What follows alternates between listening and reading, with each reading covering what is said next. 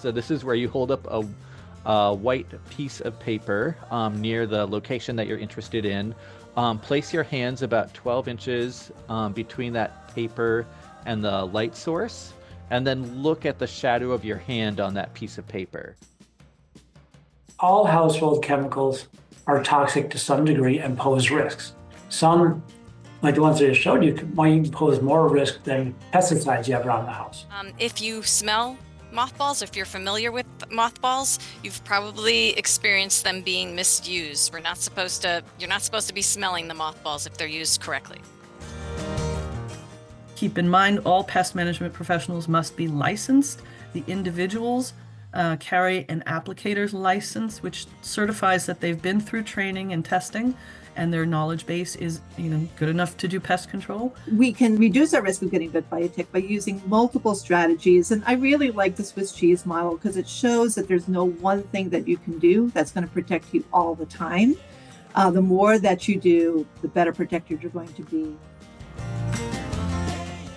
Some other things we could do, again, securing the bait, we could use nesting material. This is attractive for reproducing females as they're building their nest, so we can actually slow reproduction significantly. Evening, they go up and get under that flap, and they can't figure out how to get out of there. So in the morning we can open that flap up, collect them, and destroy the caterpillars.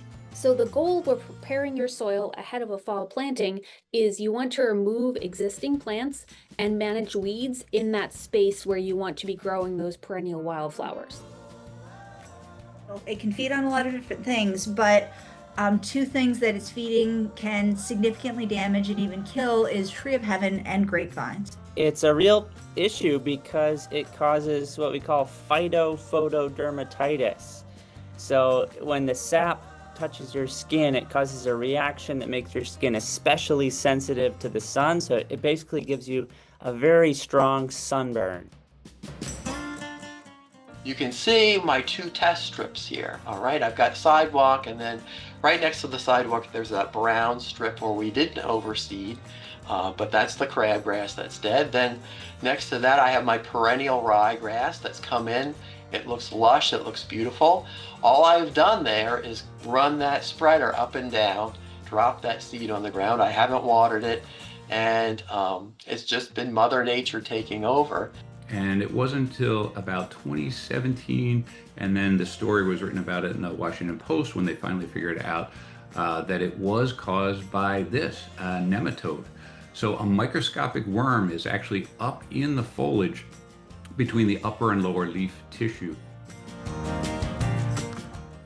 Does adding the BTI mosquito dunk prevent adult emergence? Clearly it does. The treated buckets had no adult emergence, and these are 6 or 8 different sites, 6 different scientists, and we all had the same result. So what we're looking for are plants that have lots of pollen and nectar. We want season-long flowers across all of the plants that you have planted in your yard, or even your neighbor's yard. We'll take that in. And then a variety of flower shapes and sizes. If you can put a number 2 pencil under a door, a mouse can squeeze under that opening.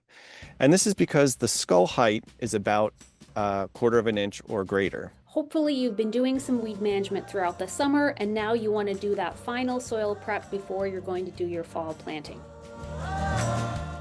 So if we can interrupt that life cycle and pick up those leaves, we'll be removing a lot of inoculum for disease spores that will go on to infect the tree again in the spring. So we're cleaning up all the leaves and we're getting that disease potential out of the orchard. You have probably heard that fall is for planting, specifically perennials.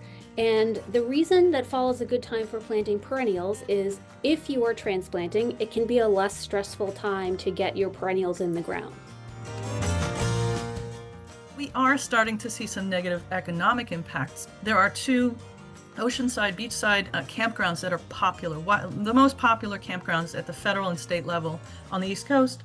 And people come from across the country. These 2 campgrounds have been inundated to the point where they've had to close, they've lost revenue. people are taking these cockroaches home in their gear, in their tents, their campers.